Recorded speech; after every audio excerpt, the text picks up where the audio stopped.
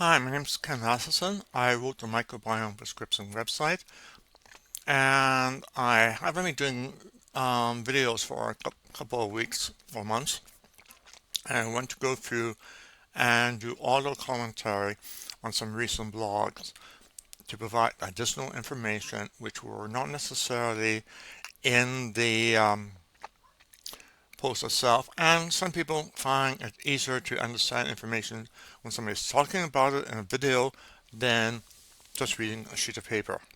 Okay, first one is possible paths to healing the gut.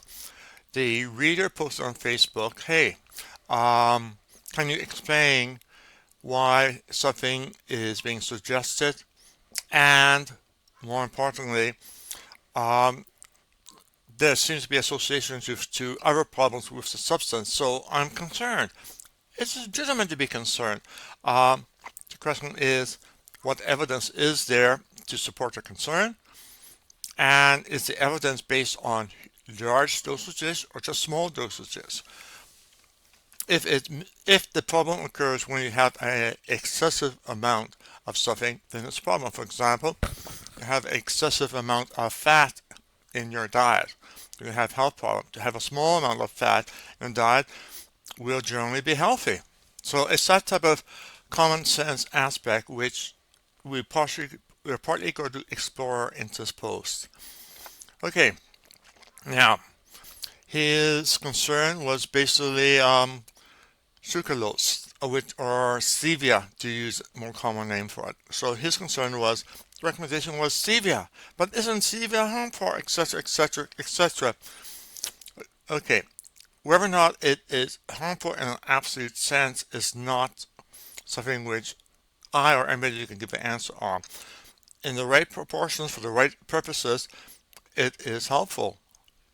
And excess is probably not helpful. Okay, so let's start by stepping back and looking at what some different starting points are for trying to fix a gut issue.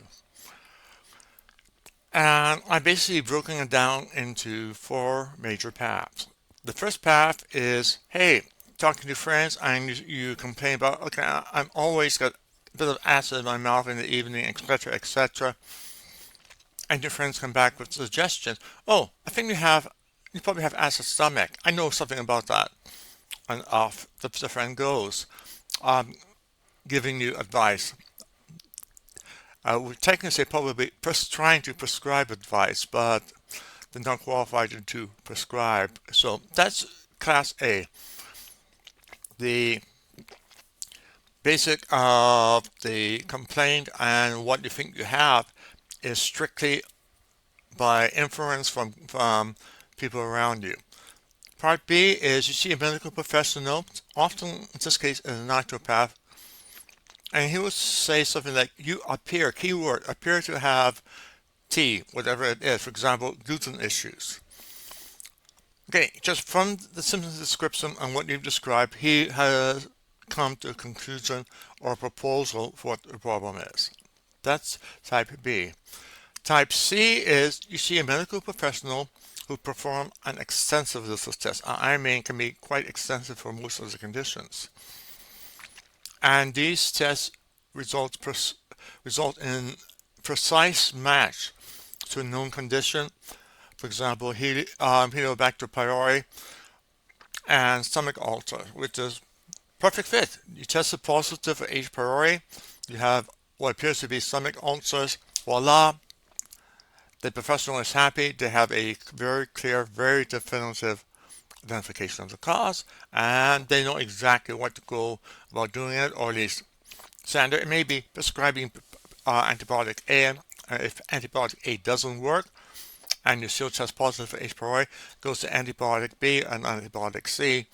But you eventually will get rid of the H. pylori, and with that, your peptic ulcer will hopefully heal in a reasonable amount of time. Item D is you go self-serve approach. That is, you decide to use microbiome tests or one of the earlier professionals indicate that you should get microbiome tests perhaps through them or through their and you get the results back. And now you may go with their suggestions, or you go and research yourself. Um, Basically, heal thyself is when you take ownership of trying to find a solution to your gut problem. A, B, and C, you are relying and trusting on others to do the healing for you. Some cases it's good trust, other cases your expectations of them may just be too high. So, borrowing from Hippocrates, first of course, do no harm. Generally, food modification, supplements, and vitamins are generally deemed to be very, very low risk of harm.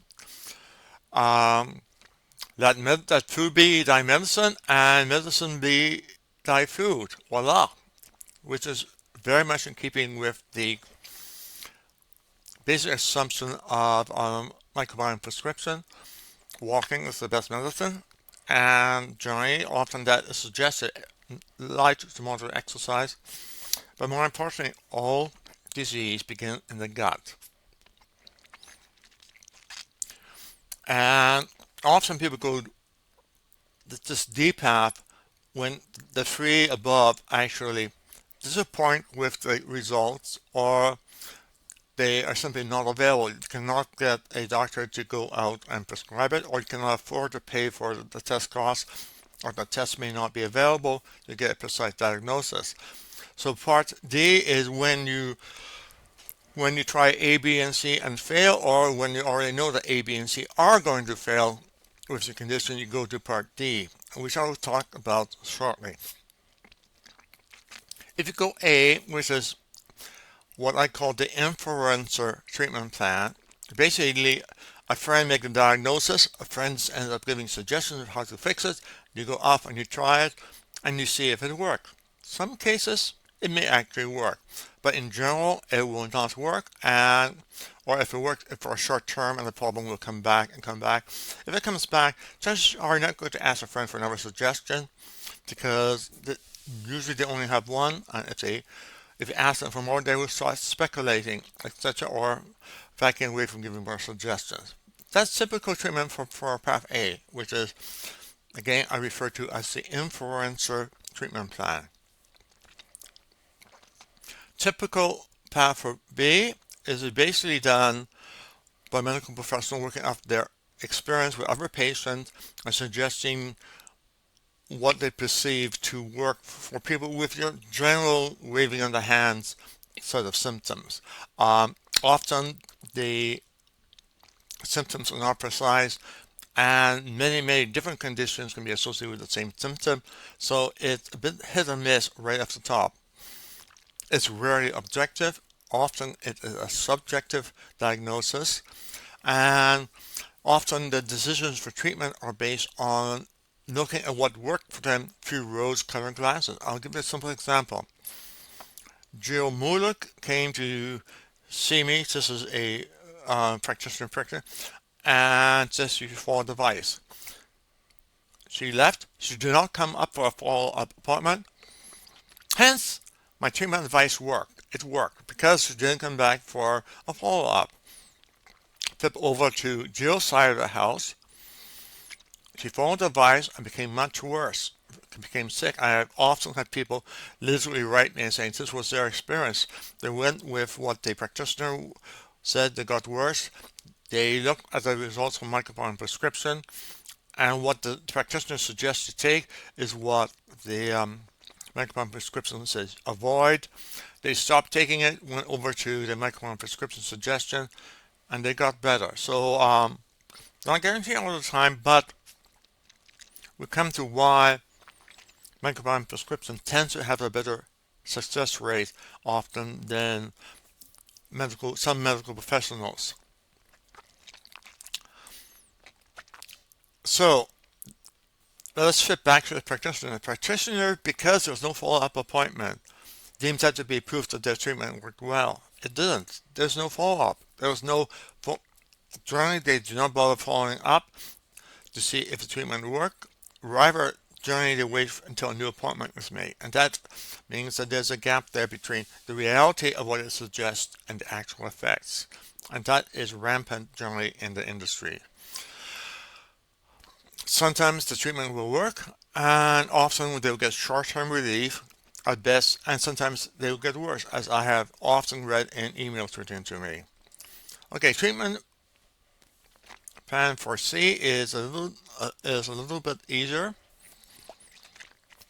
Usually, this is done of medical professionals working up their clinical experience, influenced by clinical studies, and unfortunately, pharmaceutical sales representatives. For many conditions, these treatments will work to either cure or slow progression of a condition. The practitioners here know exactly what the target is. However, they may not necessarily know how to be effective in treating with it. Uh, so often there'll be treatment failure or less than desired progress, mainly because the current body of approved treatment is insufficient, not approved, too expensive, and one of 101 reasons why the best treatment may not be offered to you. Doctor doesn't know it, too expensive, you can't afford to pay for it, etc. Let's take a look at some examples. Two examples I'm personally familiar with are mast cell activation syndrome and Crohn's disease. In the case of Crohn's disease, people have gone through all of the official Crohn's disease medication and have had minor success. Came over to microbiome prescription for some digestion, especially things like Mutaflora, etc. And suddenly their Crohn's literally stopped over a 5 to 6 year period when they changed doctors, and the doctor said, "Oh, you really should be on this prescription drug or that prescription drug," because those are the standard drugs for somebody with Crohn's disease. The patient said, "Look, take a look at my scans and my tests from 6 years ago when before I changed doctors because of whatever, for example, retirement." And they look at it and saw no progression or actual improvement, in which case they basically back off on trying to push down prescription drugs on you, because what you're doing is better than they usually see with their prescription medicines. Doesn't always happen, but it does happen on occasions. I've seen it. Mast cell activation syndrome is similar, and that one is a real challenge. But many other conditions have very limited degree of successful classic medical intervention: autism, depression, anxiety, Alzheimer's disease, Parkinson's disease, etc., etc. Ability to do intervention by prescription drugs or by whatever standard medical practice says often tends to have a poor rate of success. So, with all of these things, the treatment fails or is not sufficient, doesn't slow down Alzheimer's sufficiently for people's preference, then people go over to Path D. Path D could be people going and doing direct-to-retail tests like Biomocyte, Ombre, Foreign, VTrax, Precision Biome in the EU, getting the data, and basically having to become knowledgeable or finding a knowledgeable person dealing with those tests to get suggestions to see about trying to improve his conditions. Ideal thing is if the person becomes knowledgeable. However, there's a lot of learning to do there, and microbiome prescription is an attempt to mechanize the learning in a artificial intelligence expert system, not large language model, which is the vogue nowadays. It's an old concept which has been around for 30 years and which has habitually been shown to work to generate suggestions for how to improve a conditions. So basically, it assumes Hippocrates saying that all diseases begin in the gut, so the purpose is to improve the gut. The problem is that with microbiome science, and it does not lack clarity on what the target is. It's not a priori is a microbiome dysfunction. Multiple bacteria involved. But here we hear a real problem. And I'll give you an example. I was doing New Biome when they were still in business years ago and were the definitive most popular tests out there. I took their test, got the results, downloaded their FASTQ file, which is a digital version of a microbiome sample. and then I hand it up to three other labs who offer free reading of the raw data for what they saw. Thrive, Ombre, Blindsight, Sequentia Biotech, and I got four different sets of interpretation of the digital samples. We're not talking about taking four samples from the same piece of shit, I mean same stool, and sending to labs and getting a different result. If we did and got a different result, we'd say, oh, the reason is simple. Different parts of the stool may have different representation of the bacteria. No, we're talking about one sample being taken, processed through the same machine all four of them use, create a digital representation, and now the digital representation called a FASTQ file is now put through what's called a pipeline to determine what bacteria is believed to be there and how much it is there. When I did that, it opened my eyes to the unreliability of, or low usability, naive usability of the microbiome test results. Because we have four different interpretations. We have four samples, and I discovered, wait a minute, they do not agree as to what I'm too high or too low in.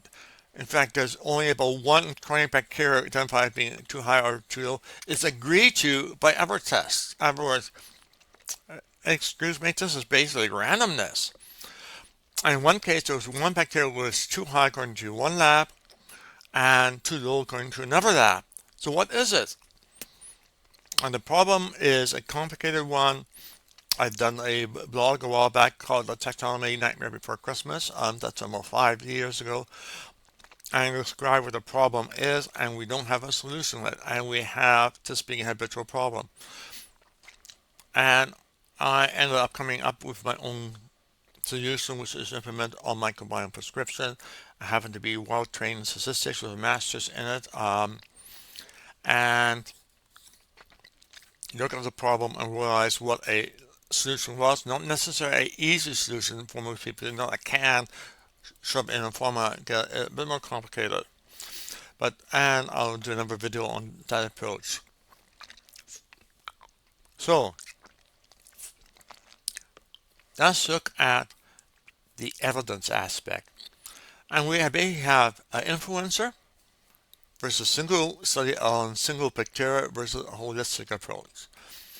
When I say the word influencer, I mean somebody who will, for example, on Facebook, look at microbiome test results from some sort of random lab and say something like, it looks like you have da da da, and you should take blah blah blah blah blah, and that's it. Now, if you ask that person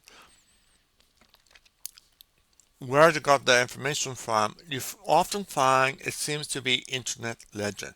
They read that because somebody else on another Facebook group or Twitter group or X group indicated that is how you should fix the problem, and that worked for me. Okay, it works for me, may or may not apply for the next person. We are all different. When an influencer asks to provide studies supporting a recommendation, the typical answer is no answer. They just won't come back with it, or they will come back with some diffuse waving of their hands. And from my point of view, the fact that they cannot come back with a single study tends to influence their advice of internet legend, folk tales, folk wisdom, urban legend, whatever you care to call it. They are basically going off hearsay. They may be lucky, they may be unlucky to help you, but they're basically almost doing nothing but randomness. That is not really where you want to go for your health issues. A medical professional, often naturopath, will make suggestions. Often they will be able to pull up a study, but often study is dealing with one and only one bacteria that's changed by what they suggest, which is fine, but there's two problems. Problem number one is you ask the same people for a study showing the same suggestion will help a different bacteria that's out of reference range is unlikely to provide one. Second problem is cherry picking of studies. It's not unheard of to find that 60% of studies saying it increases a bacteria and 40% say it decreases a bacteria. And they end up being selective in whichever one they read or whichever was the last one they read. So we have a bias there. So basically, I view this approach as a bacteria tunnel vision. They're looking at one bacteria only. They're not looking at all the bacteria and all the possible interaction and influences. Because of that, I'm realizing that is deficient and that doesn't necessarily work that well. I tend to advocate a holistic or microbiome prescription approach. If you can find, for example, vtrack.com is doing the holistic approach for suggestions. So every sample will have different suggestions for them. And they basically look at my approach, said they like it, and I've been mentoring them on how to set up their pipeline, which will be their own pipeline, their own distinctive methods of suggestions. But often labs will at most give bacterial tunnel vision. They will say, okay, oh, you're too high in this bacteria, and you should eat barley, and they'll give a link to one particular study saying barley helps this bacteria. But they won't give links to the other 15 bacteria you are out of reference range and what barley's impact on them. In other words, you could get better, you could get worse. They're looking at one bacteria at a time, which is totally ignoring the complexity of the microbiome. Now, microbiome prescription does two things. One is that reference ranges for labs are usually suspect, and I'll be doing another video on that, and there's a link to the blog post there, and I'll be doing video on it so you can see that one. But basically, they confuse it, and microbiome prescription attempts to compute reference range in a much more valid way than most of the labs do. Second is the volume of data to consider. The number of bits of information is far beyond what can be handled by human brainware. You need software to do it. In my case, for microbiome prescription, we have almost 100,000 direct citation, and from that 100,000, we managed to generate 2.4 expert system rules to evaluate each and every microbiome sample that gets processed through us. The result is what the suggestions are. Now, the catch is, you can trust your doctor, but chances are your doctor have not read anywhere near the amount of literature that is being used there. And you can just, by asking them for studies, will quickly find that they are out of their depth very quickly. Microbiome prescription attempts to solve that problem. Okay, so key thing is that a suggestion generated should always be reviewed by a knowledgeable and experienced medical professional before doing it. Dosage, which is in the case of the person who asked the original question, is a critical factor. More is not better. There can be significant medical conditions to be excused. Some things, excuse me, you're supposed to take that, but you, for example, peanuts will help you, but you have a peanut allergy. Or you have other allergies, and some suggestions may be contradictory of your existing medical conditions. These are why you need to have a knowledgeable, experienced medical professional review the suggestion before starting, to the best of your ability to find one and get them to look at the suggestions. The key thing is, this is not a protocol. This is not, you must do everything on the list. The list is computed so that every item on the to take list is an item which is more likely to help than to hurt. So you don't have to do all of it. Just cherry pick whichever ones you are most comfortable with and go with it. And look at the avoid and attempt to remove all the avoids that you feel comfortable with. Some cases, because of dietary government or other medical conditions, you can't remove some items. Fine. What we are doing is just trying to shift the odds towards recovery, and It's not a protocol. It's a list of suggestions which are largely independent of each other, but each one is dependent on your explicit microbiome. Okay, now that I have blabbered on about different ways of approaching things, let's return to the question. Now, I tend to use Perplexity AI once I discover it because if the question is well phrased, it will give you links to the studies which it cites, and it just speeds up being able to answer certain questions very quickly. And it is a good learning tool, especially if you don't understand something. Ask it. It does do a reasonably good job. At the end, I'll cite the one aspect of it which I like and what you need to do beyond just reading it. You have to check the references. Okay, let's take a look at the first question is um, sucralose and symptom leaky gut. That was one of his concerns. That is something he's probably read on the internet. And it's not a general concern. Stevia and leaky gut, okay, probably somebody end up doing there. Now, what we find is that there are a bunch of studies here with links here to where the studies are. Um, so you can read it. And what we find is we find whatever is available. And the key thing is it comes up to acute intake of sucrose, but not sucralose, causes problem. Now, what we are talking about is sucralose right here, but sometimes called stevia, not sucrose. So the information gave identified two terms, one of which could easily be confused with the other, which is why it's need to be careful when influencer, because often they will mispronounce or misreference things. They read something about sucrose and they say, oh, sucralose, that's almost the same name, so it must apply to it. Naive, incorrect, verbal reasoning, problematic constantly. Now, the key thing is microbiome does not give doses except for a few items, and those few items are based on clinical studies. Let's just go over there.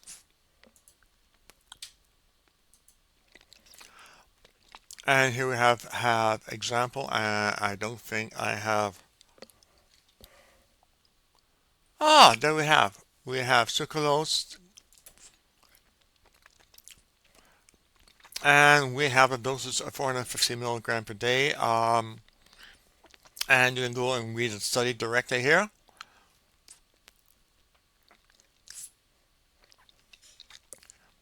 And describe the thing. Again, I provide a link to the study. Whether or not the study is positive or negative result is up to you to read.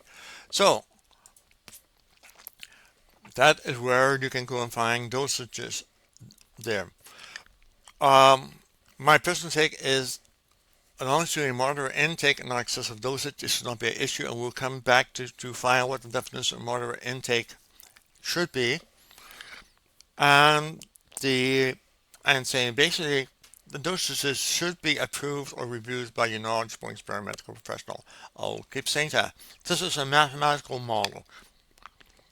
And as such, it needs to be reviewed always by a seasoned, experienced medical professional. Second question which was raised is, does it decrease the diversity of bacteria? Well, decreasing the diversity of bacteria may or may not be a good thing or a bad thing. All the diversity measures are works in progress. Their hypothesis frequently they fail to be useful for many conditions, so you cannot assume because diversity goes down, it's a bad thing. That's one of the realities there. But the basic thing is, yes, it can decrease the diversity and gives right and says yes, it can. But here's the catch: it changes bacteria. That is why you got your microbiome test. That's why you came to microbiome prescription, because you want to change your bacteria. It doesn't say if it changes in a good way or bad way, just increases diversity. Whether or not diversity is always, keyword, always good, is a subjective judgment. You may have good diversity, but maybe the wrong bacteria. and you have problems because of that. Okay, so we find that it does do things like reduce lactobacillus acidophilus loss and increases CIS1. Doesn't affect a whole bunch of different bacteria. So whether or not it's a concern depends on which bacteria strips you have and if it's going to influence them. And your suggestions will indicate which ones were picked, which one is influenced, and if it's a positive or a negative impact. So all the information is there with citations to the source doc. So in other words, you can go and review the decision yourself. So keyword is higher doses of sucralose. Lower doses didn't have any change of diversity. Higher doses do. So again, we come down to the key question: what dosage is appropriate?